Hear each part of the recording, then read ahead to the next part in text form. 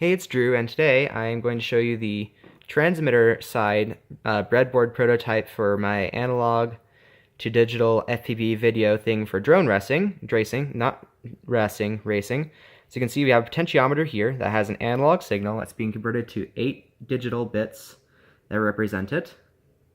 Set this up for a good thing for demonstration purposes. Okay, so now I shall show you how this works. So right now, all these are off. So the last three, this one, and this one, are used on this multiplexer. No, a multiplexer somewhere around here. I forgot where. To select one of these LEDs and bring it to here. So right now, since it's 0, 0, 0, that means that we're going to select the 0th one, which is this one, and put it here. So now this is our output LED. Right now it's inverted. It's difficult to, well, it's not difficult. I just have to add another one of these and it'd be space I don't really have on here. So yeah. So if we clock it, if we press the clock button, it'll run through a clock cycle and it'll be very fast in the future. But right now it's just on a push button. I can add an Arduino to make it go fast. But if you see, right now it's a 0 and this is our output. So if we clock it again, you'll see that it turns off. And because it's a 0, it'll only turn off for 1 clock cycle. So now, as you can see, we're going to go to the second one. Well, actually, the first one bit binary is weird. So now we're reading from this bit. As you can see, it's a 1, so this is 1. So now we're going to clock it again a couple times, and you'll see that it turns off for 2 clock cycles. Because this is a 1, it turned off for 2, and now that's a 0, so you'll see that it only turns off for 1 clock cycle. And that will continue as we read through every single bit, all 6 up to here, until these last 2 LEDs, or well, those signals, are both 1, and it isn't doing it because some power things became unplugged. Great. Oh wait, no, it's doing it now. Okay. Yeah, some of the breadboard stuff on this breadboard is really bad, such as these really cheap wires, and it isn't staying. Great.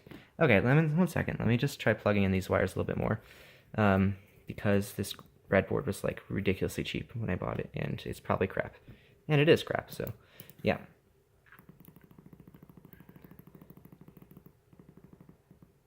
There we go. Okay, so now you'll see the last 2 bits are 1, and that means that since there's only 3 bits of resolution where we can select between them, that means there's only 2, and that corresponds to this LED and this LED.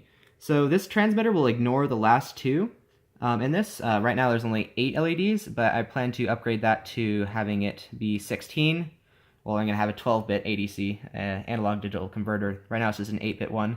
And then it'll ignore the last 4 for what I'm going to call the blanking signal. So right now, as you can see, this LED is off, which means we are now in the blanking signal, which means that we can press this as many times, well, we can clock it through the entire blanking signal, and this LED will never turn off.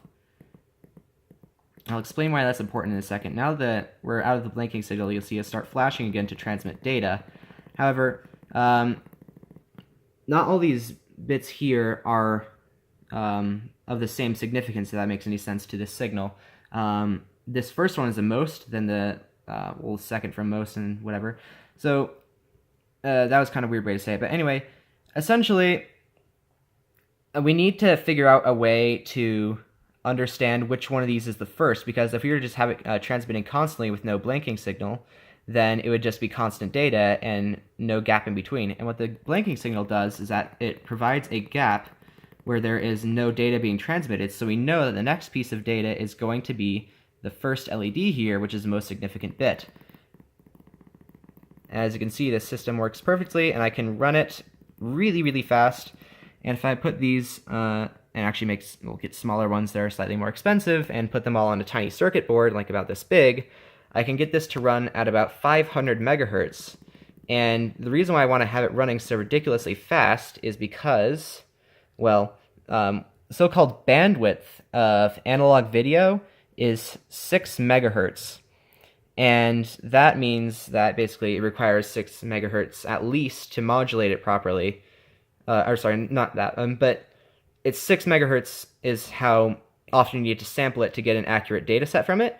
So what I'm going to do is I'm going to have this running at 12 megahertz reading this from here, and that requires around 500 megahertz for the whole clock cycle, well, me pushing this button, 500 megahertz, which means 500 million times per second. But because this is pretty much just analog circuitry, that means that it's able to do that at an extremely low price, because analog circuitry is much cheaper compared to microcontrollers and normal processors, which means I should be able to sell the whole sort of transmitter-receiver combo for around $60, but what it'll do is it'll convert the analog video signal from the drone, this will be on the drone, this side, and into digital signal. Then that digital signal will be transmitted, and because it's digital, it's much, much, much less susceptible to interference. So when it gets on the other side, it'll go into something similar to this, and it'll do the reverse process where it sets all these bits and then puts it into a digital to analog converter, and then spits it into whatever your headset or monitor is.